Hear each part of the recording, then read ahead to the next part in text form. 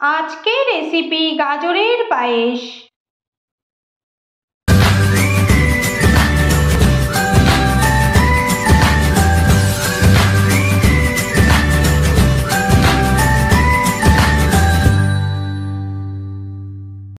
নমস্কার বন্ধুরা, অপরাজিতাস কিচেনে আপনাদের সবাইকে স্বাগত।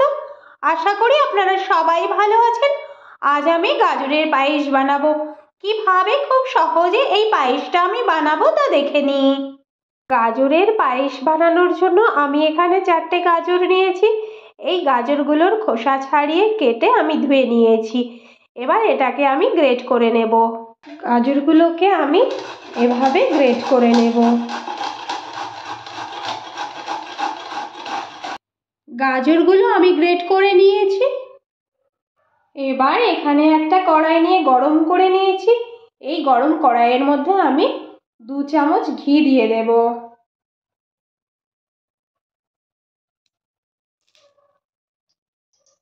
ঘিটা গরম হয়ে গেছে। এবার আমি এই গাজরগুলো এর মধ্যে দিয়ে দেব।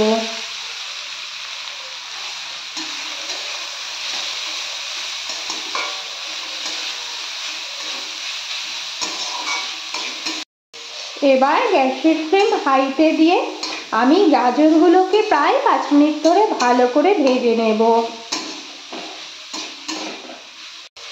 গাজরটা বেশি করে ভেজে নিলে গাজরের যে একটা কাঁচা গন্ধ আছে সেটা চলে যাবে, সেজন্য প্রায় আমি 5 মিনিট ধরে এটা ভেজে নেব। গাজরটা আমার কিন্তু 5 মিনিট ভেজে নেওয়া হয়ে গেছে। এবার আমি এর মধ্যে দুধ দিয়ে দেব। আমি কিন্তু আগেই এই দুধটাকে ভালো করে ফুটিয়ে কম করে নিয়েছিলাম। এবার আমি এই দুধটা দিয়ে দেব। আমি এখানে প্রায় 1 লিটার দুধ নিয়েছি।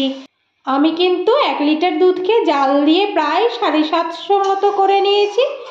আপনারাও এভাবেই করে নেবেন। দুধটা যত ঘন হবে খেতে তত টেস্টি হবে। আমি এটা গরুর দুধে করেছি, আপনারা চাইলে এটা আমুল দুধ দিয়েও করতে পারেন। আর এর মধ্যে 2 চামচ আমুল দুধের গুঁড়ো দিলেও আরও বেশি টেস্টি হয়, কিন্তু আমি এটা স্কিপ করে দিলাম।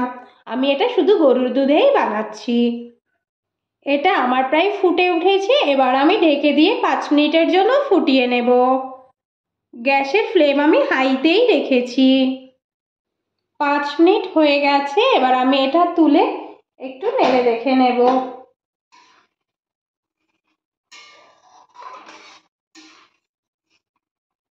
পাঁচ থেকে 7 মিনিট আমি এটা ফুটিয়ে নিয়েছি। এবার এর মধ্যে একটা তেজপাতা আর 3টে এলাচকে ফাটিয়ে দিয়ে দিলাম।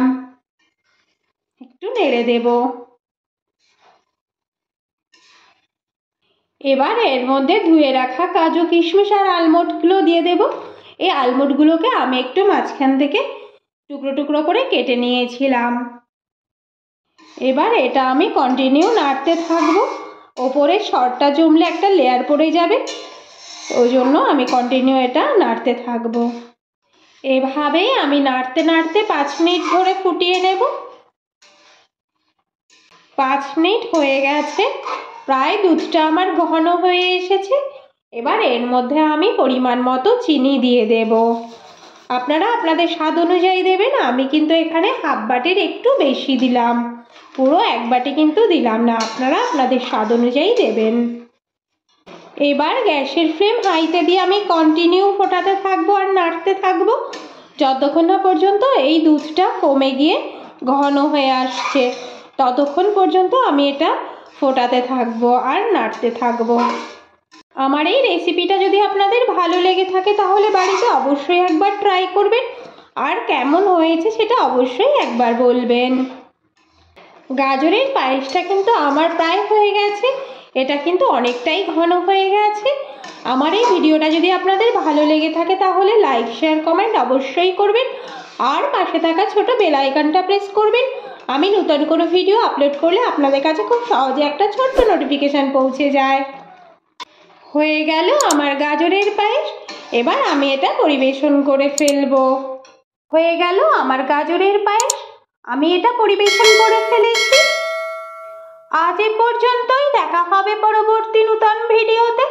ভালো থাকবেন, সুস্থ থাকবেন। ধন্যবাদ।